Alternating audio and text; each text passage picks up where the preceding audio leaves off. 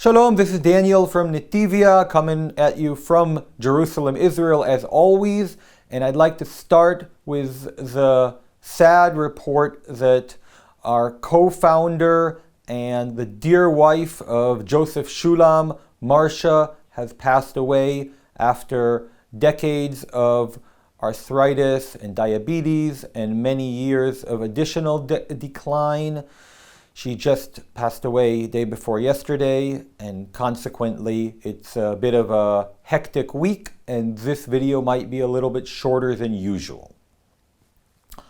There's a lot going on though, and one of the most interesting items that may be a game changer is that the Lebanese government had a meeting that was known that it was coming. It's been coming for about a month, and in which they decided that the army must collect all the arms in the country. That is, from Hezbollah and from Amal, which is another organization, specifically a Palestinian organization. And they must do this by the end of the year, and that by the end of August, they need to present the government with their plan on achieving this. Now, the government representative from Hezbollah and from Amal walked out in protest. Now, the question is, will the army do this? Unlikely. Worst case scenario, nothing happens. Best case scenario, the army gets most of the arms gathered by basically coercing these organizations to keep their arms out of most areas, but they'll still have their strongholds with areas. So the army will have it gathered in specific areas, towns, neighborhoods, and so on. And then Israel can go in and finish the job by bombing the caches and so on. Another scenario is civil war. Now, sadly, Lebanon has had decades of civil war, which turns this gem of the Middle East, I think it was called the Middle East Riviera at the time, into a hellhole. Worth noting that Iran said that while they're opposed to this decision and they support the Hezbollah, they will not be taking any action at this moment. Another report on August 6th that the army killed a Hezbollah operative. Let's see if that was true, false, a one-time event, or the beginning of something more. Israel's Air Force continues to strike at Hezbollah armed caches, operatives, and engineering tools purposed with rebuilding the Hezbollah infrastructure south of the Litani River. Let's keep track of all of that situation because it's very interesting. But let's move on to Gaza. There have been recent reports and talks that Netanyahu has decided that the decision has been made that Gaza will be captured and or occupied. And I saw quite a few people posting about it. And frankly, I'm going to take this with a grain of salt, and a little more than a grain of salt even. I mean, I think that Gaza should be captured, should be occupied, that the residents should be removed to other places, such as Egypt, Jordan, where there's already a 70% Palestinian majority, Somaliland, Indonesia, and anywhere else. And the place should be cleared out of tunnels, explosives, and so on. But I don't think that this bombastic headline of Netanyahu decided to occupy Gaza is entirely true. Or even if it is, that it will happen. And here's why. 1. The army has been wishy-washy and slow for the past 2 years to do anything too offensive, from the word offense, military action, not insulting, and anything too offensive in Gaza, unlike the decisive actions in Lebanon and Iran, where the Air Force and the army have been very efficient. 2. The Israeli left is already going ballistic about this new claim, saying that thousands of soldiers will die, as well as all of the 50-plus hostages. Well, their claims have turned out to be hogwash in the past, but nevertheless. 3. As part of the left, which they most certainly are, the district attorney, the prosecution, the military prosecution, the president, himself a former leader of the left-wing Labour Party, the military generals, see point 1, the academia, the media, and so on, will not only be put in as much public pressure and protesting in the streets, of course paid for by the left and not actually grassroots people, because it's only a minimum of the country that are actually left-leaning, a minority. But in any case, they will be put in as much public pressure as they can against this idea, and also, and here's the kicker, also attempting lawfare against it, such as different court rulings that will restrict the army and how they are able to do it, and consequently cause it to be considerably less efficient by claiming that it is illegal and war crimes and so on.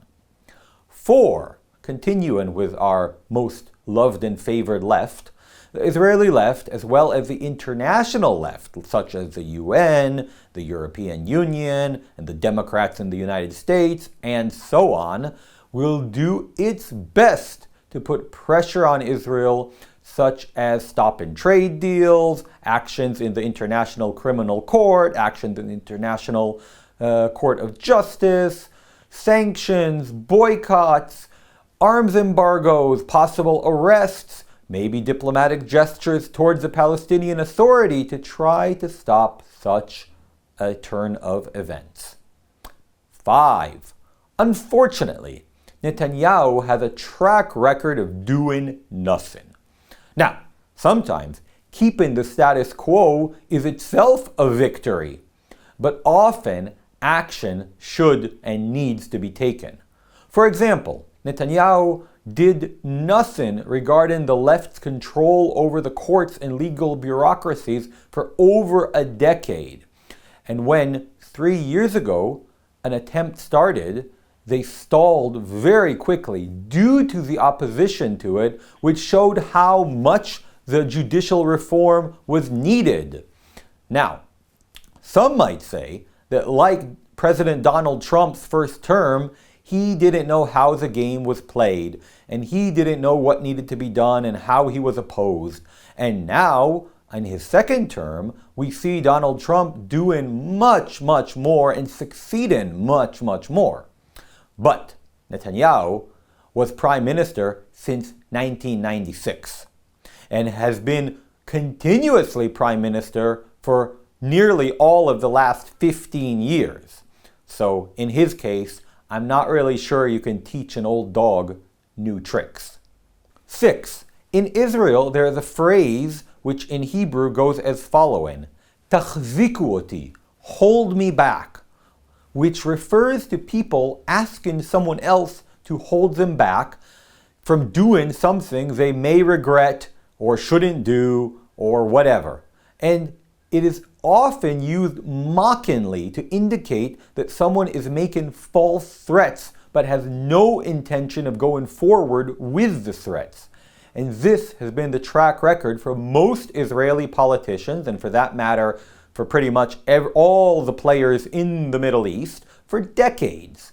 You know, the times that the gates of hell have been opened or threatened to be opened by this or that player as a reaction or response to something must be in the thousands.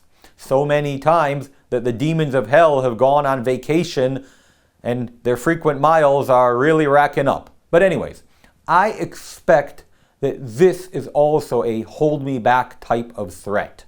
So the question is, why? What is Israel trying to gain by this decision, which will probably not happen if it is in fact a false threat? I would guess it is a direct response to the French-Saudi initiative to recognize a Palestinian state. Israel is threatening to capture Gaza and wants someone to offer them a payment, bribe, or reward for not going forward with it. Some form of delaying the recognition of a Palestinian state at the UN Assembly in September. Now, even if I'm 100% wrong, and the Prime Minister, government, and IDF are committed to the action, it will likely be done in a very small increment, slowly, as we've seen in the last 2 years, such as a few hundred square meters at a time with long drawn-out periods in between. There are many in Israel, on the right, that would like to see Gaza cleared and annexed and resettled by Jews. And with that, let's talk about the annexation that happened 2 weeks ago. On Wednesday, July 23rd, the Parliament of Israel, the Knesset, held a vote which passed 71 to 13 with 36 absent votes in favor of annexing Judea and Samaria and the Jordan Valley as part of Israel proper, despite it being outside of what is known as the Green Line, in other words, the pre-1967 borders between Israel and Jordan, which are internationally recognized as the borders of Israel. By the way, the Green Line crosses right in the middle of Jerusalem. I can say because I live in Jerusalem, and the Green Line crossed just a few hundred meters from my house in what is right now where what was the largest mall in the Middle East when it was built, the Malcha Mall, goes. In between that mall is the old border, the Green Line. Most of Jerusalem crosses the Green Line. It's impossible to use that Green Line as a recognized border in any way, shape, or form. But in any case. Now, this vote is symbolic and does not have any legal effect or application steps included. It is only declarative. It doesn't change anything on the ground, but it could be a sign of things to come.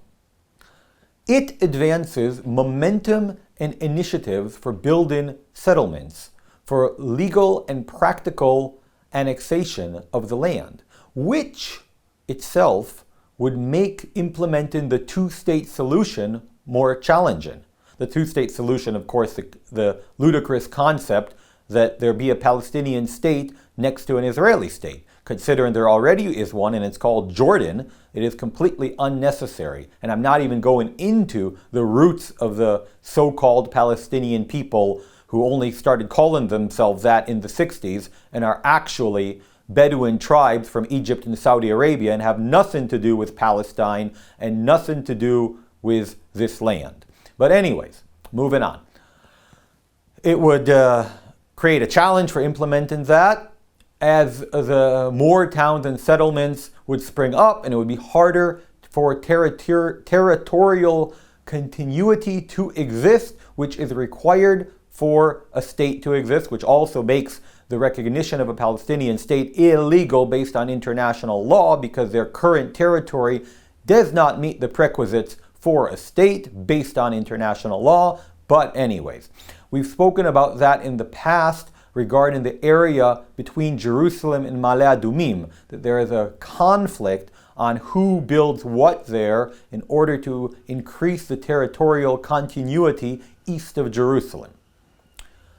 U.S. Ambassador Mike Huckabee has mentioned multiple times that Israel should annex Judea and Samaria, as did his predecessor David Friedman, and the U.S. President Donald Trump recognized the Golan Heights, which Israel annexed long ago, but was unrecognized by most of the world, and up until Donald Trump did, also by the United States.